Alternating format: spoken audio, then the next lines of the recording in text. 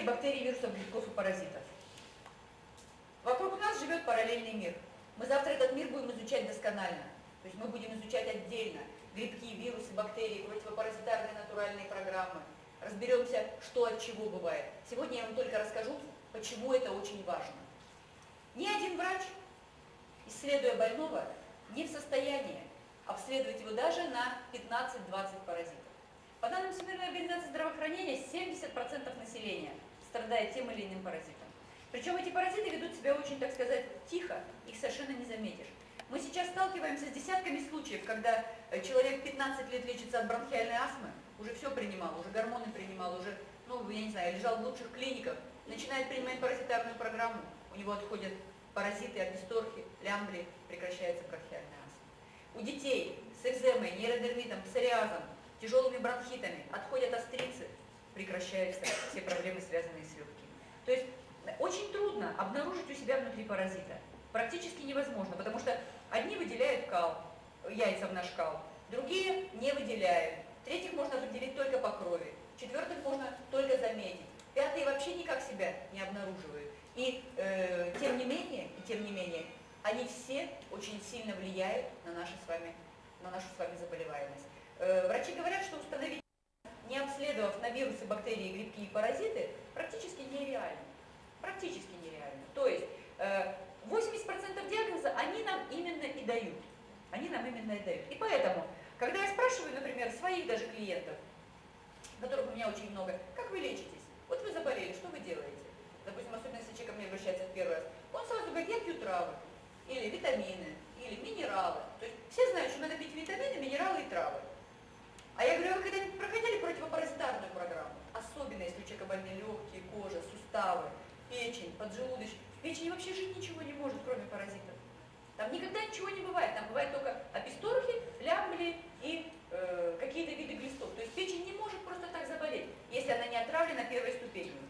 Вот теми вот ядовитыми химическими добавками, да? У детей полно дискинезии, холециститов, да этого теоретически не может быть. У половины из них острицы, у половины из них лямбли. Мы когда заключили договор с одной из детских клиник, то есть вот сейчас я приехала из Тюмени, педиатрическое отделение начало всех поголовно обследовать кровь на лямблии. Когда они исследовали кал на лямблии, ничего не находили, потому что кал на лямблии надо теплый исследовать, еще и 3-кратно. Когда это? Это совершенно нереально, да? Они начали исследовать кровь, новая реакция. 70% детей идет с лямблиозом.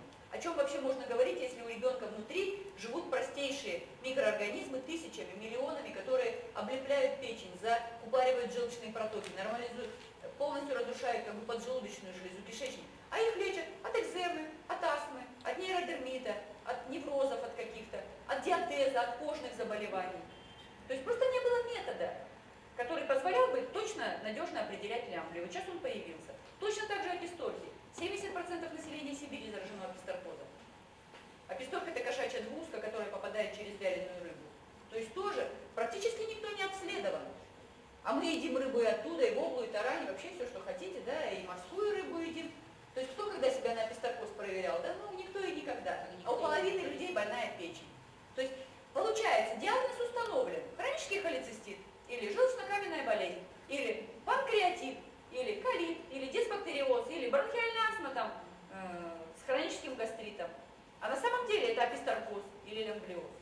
Так вот, когда мне говорят, что я лечусь витаминами, или я ребенка лечу витаминами своего, все лечат детей своих витаминами.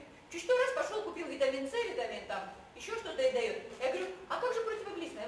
У вас ребенок зубами скрипит, а слюнка течет, а животик болит, а как он кушает? Плохо. Я говорю, вы никогда не проводили противоглистную программу? Он говорит, а мы сдавали однажды кал, и там ничего не было, или трижды кал сдавали, там ничего не было. Да по калу можно определить одного из 100 глистов. Все остальные вообще у нас не размножаются. Большинство глистов у нас не дает, так сказать, размножения в организме. И я говорю, знаете, конечно, витамины это хорошо, но если вы будете кормить аскариду витамином, то она будет жить ровно в 3 раза дольше. Так она живет 1,5 года, а так она будет жить 3,5 года, 4 года. Потому что она тоже любит витамины, минералы, она травы любит всякие, она любит мед, то есть она любит вкусные питательные вещества. То есть сначала, 2-я ступень, надо попытаться избавиться от паразитов. Попытаться выгнать их. Причем, мало того, еще паразитов нельзя убивать. Вот это категорическая вещь, совершенно. Мы очень долгое время убивали. Убивали чем? Например, декарисом. Слышали про такое лекарство, да, декарис? Декарис вызывает рак крови у детей. Вот это выяснилось совершенно недавно. То есть мы 30 лет декарисом пользовались очень даже вольготно. И так далее, и так далее. То есть все химические препараты, которые направлены на глистов, они колоссальную опасность несут для самого человека. Потому что такое глист? Это живая клетка. Это живая особь. А что такое мы с вами? Это точно такая же живая клетка и живая особь. И нет ничего такого, чем бы можно было убить глиста и не убить нас. Поэтому одна таблетка декариса, одна таблетка вермокса, одна таблетка пирантеля и так далее, и так далее. Потому что это опасно настолько, что если принять 22 таблетки, то от печени не останется и следа. Трихопол. Люди лечат лямблий трихополом, потом лечат гепатит полгода от того трихопола, которым они пролечили своих детей. То есть это колоссальный вред. Ни в коем случае нельзя глистов убивать. Их надо выгонять. Весь мир их выгоняет. Индусы кушают свои приправы, корейцы кушают красный перец, там русские раньше кушали чеснок, пижму, полынь, ну какие-то вредные там такие неприятные для них горькие вещества. Вообще все, что связано с приправами, начиная от сельдерей, петрушка, кардамон, тмин, семя укропа, семя полыни, это все глистогонные вещества, не глистоубивающие. То есть глистов надо обязательно выгонять в живом виде. Если у ребенка иногда находится до полгоршка глистов, если они там все умрут, то происходит страшнейшая интоксикация. Сядет печень, испортятся почки, то есть подорвется иммунитет, загрязнится лимфатическая система. Только выгонять. И вообще непонятно, что происходит в стране. Как будто у нас нет паразитов. Вот у нас не было секса, у нас нету наркотиков, у нас нету СПИДа, а сейчас у нас нету паразитов. Вот нету паразитов. То есть, когда ребенок едет в лагерь, ему еще там сдают, а мы с вами. Думаете, у нас с вами нет паразитов? Когда мы с вами последний раз давали калмые цагинс? Ну, лет 40 назад, когда нас, может, в лагерь не пускали, да? Вот приблизительно такая история во всем мире. То есть, каждый человек, так же, как каждая собачка, ветеринары говорят, со своей собачкой, если вы не провели противоглистную профилактику, и кошечкой, не приходите. Потому что бесполезно что-то у нее ушки лечить, если вы не знаете, есть ли у нее паразиты. Каждая собачка должна раз в полгода пройти противоглистную профилактику. И каждый человек, и каждый ребенок, и каждый взрослый, и каждая бабушка, каждый абсолютно человек должен раз в полгода проходить профилактическую противоглистную программу. Единственное требование, она должна быть 100% безопасна. У нас были случаи, что выходят глисты, прекращается сахарный диабет, прекращается астма, прекращается артрит, прекращается холецистит, панкреатит, прекращаются тяжелейшие экземы, нейродермиты. То есть это сплошь и рядом. Как только паразиты уходят, человек начинает расцветать, выздоравливать, он перестает кашлять. Аскарида, обратите внимание, она вся красная, 40 сантиметров длиной. Аскаридоз – это самое распространенное заболевание в России, практически самое распространенное. На первом месте стоят астрицы, маленькие глистики беленькие, энтеробиоз, на втором месте стоят аскариды. Так вот, за день самочка выпивает 40 мл крови. 40 мл. Полстраны у нас, 40% населения России, по официальным данным, страдают анемией, то есть малым гемоглобином, сниженным гемоглобином.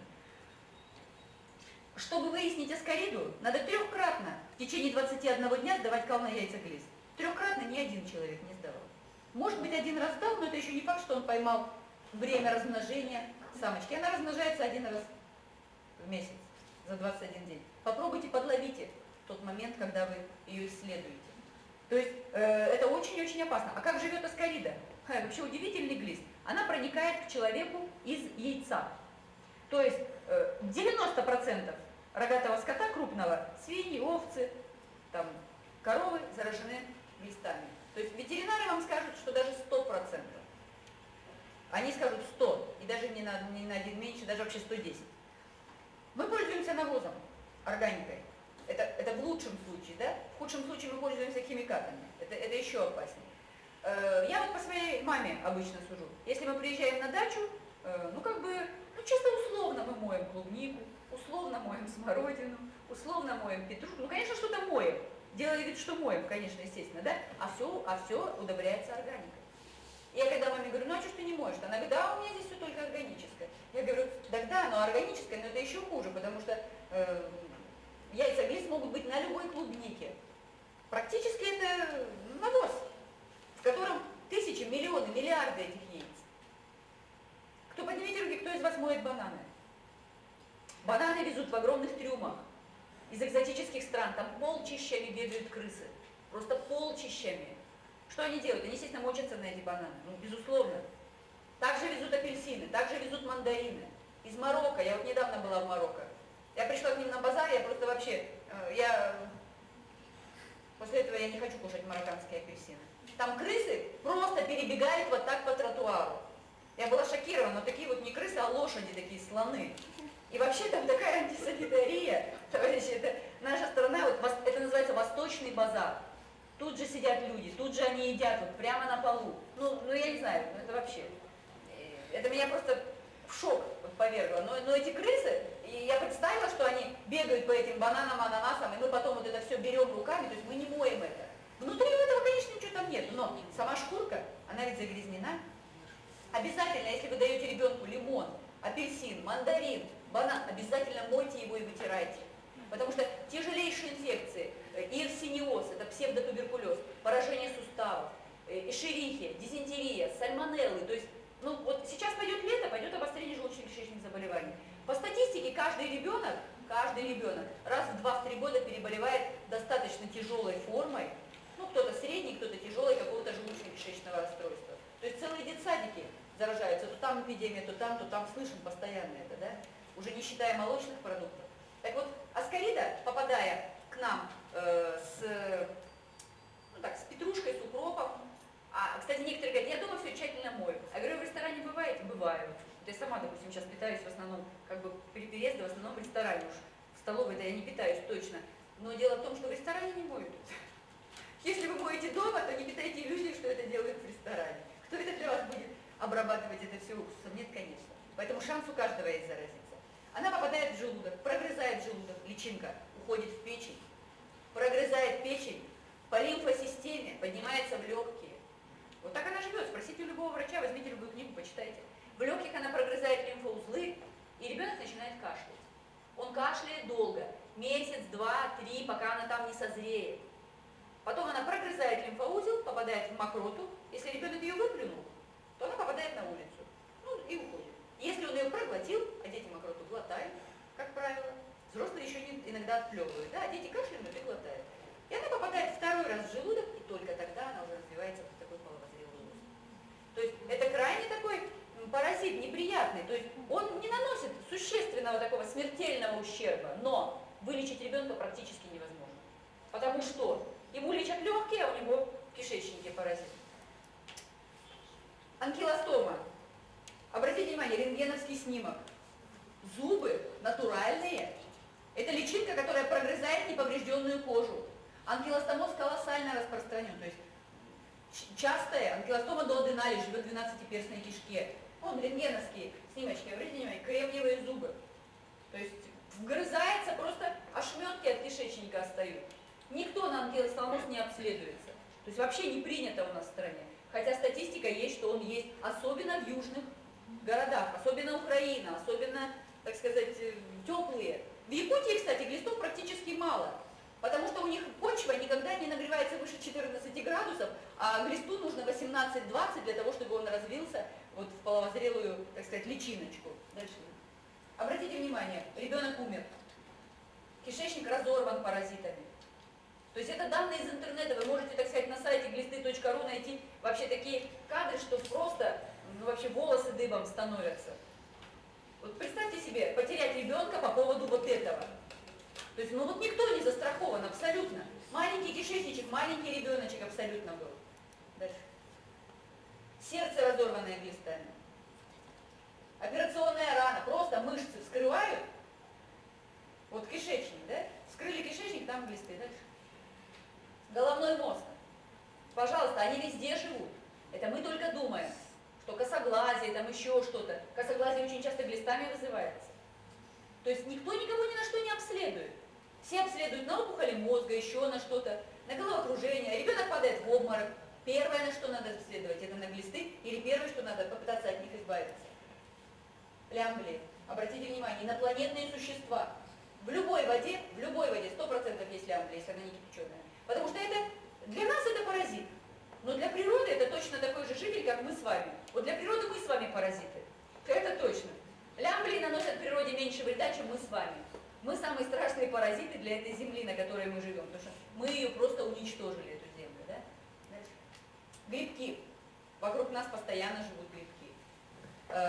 Они попадают на все продукты. Что мы делаем? У нас заплесневело яблоко. Мы с одной стороны его отрезали, хорошо, если мы сварили с него сварение, с другой стороны мы его съедаем. Если яблоко заплесневело грибком, все яблоко поражено. Если банан заплесневел, весь банан поражен. Если на банане черные пятнышки, это не значит, что он сладкий. Он сладкий в этот момент, но это значит, что на нем грибок. И этот грибок уже не только на банане, он внутри банана. Поэтому не надо кушать бананы с черными пятнышками. Я, например, никогда не беру бананы, я лучше беру зеленые бананы, недозрелые. А все говорят, а почему на недозрелых бананах нет грибка? Я говорю, да потому что грибок это абсолютно умное космическое существо. Зачем это он будет селиться на недозрелом банане? Он поселится именно на дозрелом банане.